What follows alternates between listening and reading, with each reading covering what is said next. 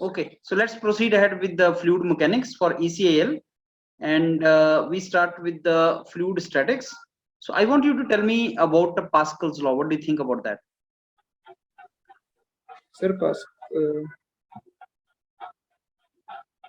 Sir Pascal's law basically बताता है कि एक पॉइंट पे जो प्रेशर होता है हमारा हर डायरेक्शन में, वो अगर फ्लूइड हमारा स्टैटिक है तो हर डायरेक्शन में एक पॉइंट पे प्रेशर हमारा पी रहेगा, और जितने भी पॉइंट्स हैं एक पर्टिकुलर डेटम पे तो वहां पे प्रेशर सेम रहता है। एक पॉइंट पे प्रेशर सेम रहता है, मींस जितने भी पॉइंट्स हैं जो हमारा सेम डेटम लाइन पे हैं, अगर फ्लूइड हमारा स्टैटिक में है तो सर हमारा प्रेशर उनमें सेम रहता है। Still not clear. एक datum पे, that means in one particular level pressure will remain same. Yes. And then what is the hydrostatic law? वो भी तो same ही है. Pressure rho g z at same z level pressure remains same. At particular level z pressure will remain same. और sir एक particular point पे और in all the direction the pressure will be p at a particular point if the fluid is in static. Actually sir this is the statement of Pascal's law. अच्छा, Pascal's law flowing fluid में applicable नहीं है क्या? No sir, it is for statics only. Only static fluid में. Yes. कहाँ पे use होता है Pascal's law? Like sir in hydraulic lifts. Hydraulic lifts में यूज होता है। अच्छा अभिषेक, ये जो मैनोमीटर होते हैं इसमें कौन सा लॉ लगता है, हाइड्रोस्टैटिक या हाइड्रो, ये पास्कल्स लॉ?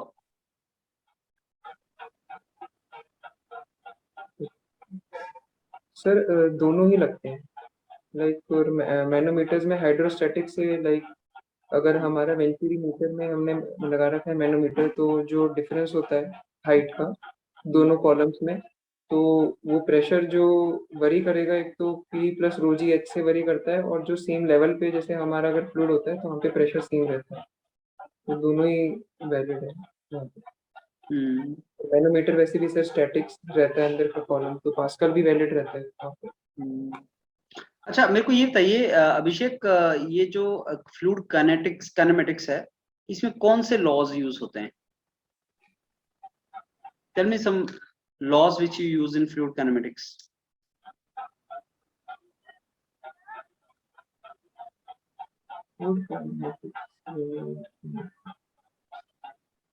कंटिन्यूटी इक्वेशन सुना है आपने? Yes sir, continuity equation use होता है। That is conservation of what? Sir conservation of mass. Mass flow rate या volume flow rate? No sir, it's conservation of mass. Mass flow rate. इसकी कोई violation है क्या कंटिन्यूटी इक्वेशन का? No sir, continuity equation is always किन conditions में continuity equation लगती है? सर लाइक अगर हमारा फ्लूइड है तो कोई भी हो सकता है, चाहे कंप्रेसिबल हो चाहे इनकम्प्रेसिबल फ्लूइड हो, in every case continuity equation is valid. और विस्कस लैमिनार हो, टर्बुलेंट हो, sir in every case continuity equation is valid. Okay, there is a leakage from a balloon. Okay, sir. Continuity equation will be valid in that?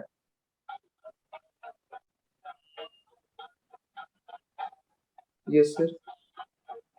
कैसे लगाएंगे Yes, balloon पे continuity equation? Sir यहाँ पे control volume लेंगे हम, जैसे हमारा balloon है तो हम एक कंट्रोल वॉल्यूम लेंगे, और टाइम के साथ सर मास उसका चेंज हो रहा है, तो जितना भी मास है वो बाहर हमारी सराउंडिंग में ही जा रहा है। मतलब जो एयर है, एयर जितनी है हमारी, एयर का जितना मास है वो कंजर्व्ड है सर। मतलब वॉल्यूम का फॉर एग्जांपल अगर वॉल्यूम जो बैलून से निकल रहा है मास, तो वो एटमॉस्फेयर में जा रहा है। तो तुम्हारा सिस्टम क्या है इसमें? सर कंट्रोल वॉल्यूम लिया है हमने। कहाँ पे? मतलब जो बलून है उसके अंदर। Just can you make a diagram of control volume?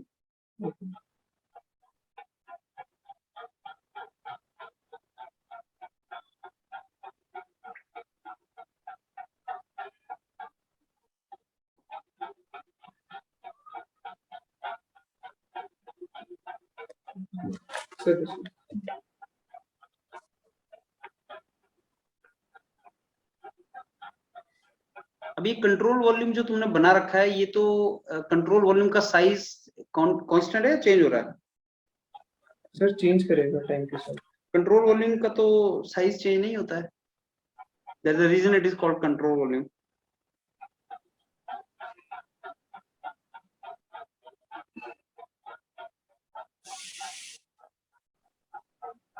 ये सर बात तो सही है, दोनों का साइज तो चेंज नहीं करता।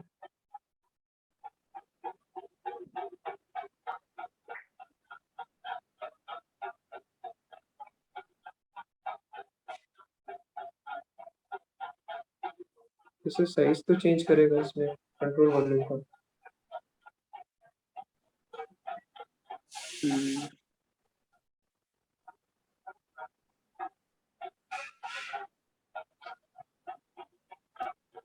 तो लेकिन हम सर इस केस में कंट्रोल वॉल्यूम ही ले सकते हैं बलून के केस में।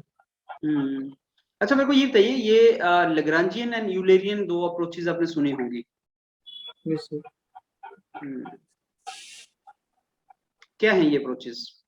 सर ये बेसिकली पार्टिकल किस तरीके से मतलब पार्टिकल की पोजीशन किस तरीके से हम रिप्रेजेंट करते हैं पार्टिकल की पोजीशन को, ये वो बताता है। जैसे लाइक लैग्रेंजियन में बेसिकली सर हम पॉइंट को एक पर्टिकुलर पार्टिकल लाइक एक फ्लूइड फ्लो कर रहा है तो हम पॉइंट टू पॉइंट देखते हैं लाइक। और यूलेरियन में बेसिकली सर हम एक फील्ड बना करके देखते हैं लाइक। कहाँ पे एप्लीकेशन है लैग्रांजियन का और कहाँ पे है यूलेरियन का?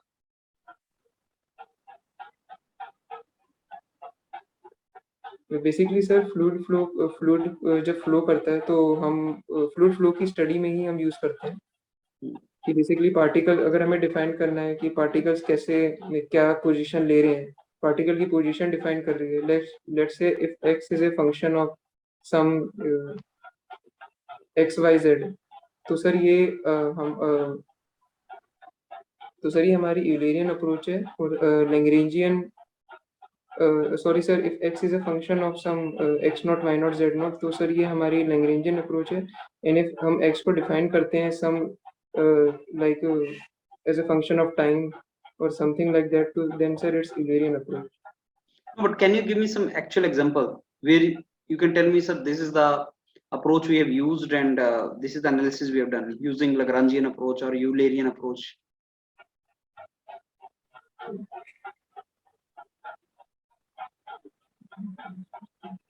Okay, if I am analyzing, you must have done Peter tube or orifice meter, venturi meter. Yes sir. That is Eulerian approach or Lagrangian approach?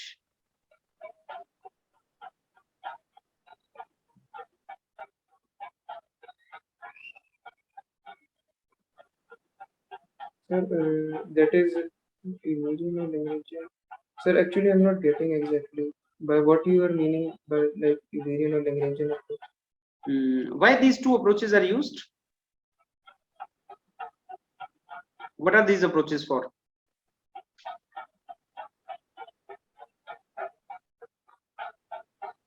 These are used to analyze fluid flow, right? Yes sir. Now you are analyzing fluid flow through Peter tube. Yes sir. My question is, with what approach you are using? What approach are you using in Peter tube analysis? That is my question. Sir, Peter tube में हम point पे देखते हैं like जो। अच्छा अभिषेक, मेरे को ये बताइए कि बर्नौली इक्वेशन में assumptions क्या हैं? Sir steady flow Bernoulli equation में सर एक तो स्टेडी फ्लो होना चाहिए, इनकम्प्रेसिबल होना चाहिए और इररोटेशनल होना चाहिए और सर विस्कस लेस होना चाहिए। Only 4? There is one more assumption. Can you tell me that? Sir, the only body force should be the gravity force. और सर एक ही फ्लूइड में हम लगा सकते हैं Bernoulli equation. Fluid should be one only, मतलब in a single fluid we can apply Bernoulli equation. Okay, the Bernoulli equation is applied on the same streamline. That is also one of the assumption, I think. Yes sir, but for rotational flow, but for irrotational flow it can be applied throughout the cross section. But rotational flow तो होता ही नहीं है, आपने बोला Bernoulli में वो assumption है or not? अगर सर irrotational flow है So then sir, If throughout the the process, fluid is ideal, can it be rotational? sir, ideal fluid is incompressible flow and viscousness. So But can it be rotation, rotational if ideal हो तो? okay, अगर ideal है तो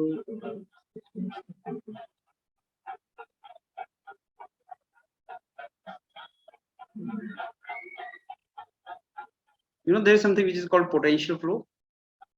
yes sir. Potential flow irrotational होता है ना? Sir, actually I'm not aware about this. Okay, Abhishek, let me give you the feedback. अभिषेक आपको तैयारी करनी पड़ेगी फ्लूइड मैकेनिक्स में, बहुत बेसिक्स में फल्टर कर रहे हो आप. जितने फ्लूइड मैकेनिक्स में आप एनालिसिस करते हो कंट्रोल वॉल्यूम वगैरह के, वो सारे एनालिसिस आपकी यूलेरियन अप्रोच है, लैग्रांजियन माइक्रोस्कोपिक अप्रोच होती है, काइनेटिक थ्योरी ऑफ गैसेस जो आप वेलोसिटी निकालते हो.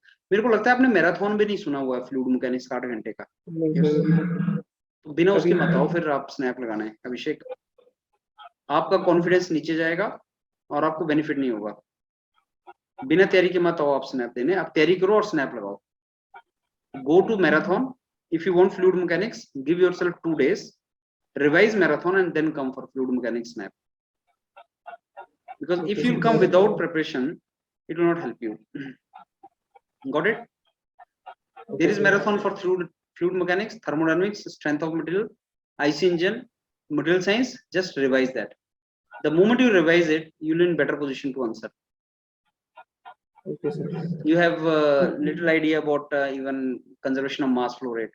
Balloon is not conservation of mass flow. That is, the system has to be, you know, input and exit. It is unsteady conditions actually. Fluid is coming out. Mass flow rate. Actually, mass is not remaining conserved inside the balloon. Okay. Right. So you have made many mistakes in this, and so revise that well. First you revise and then you come. Okay.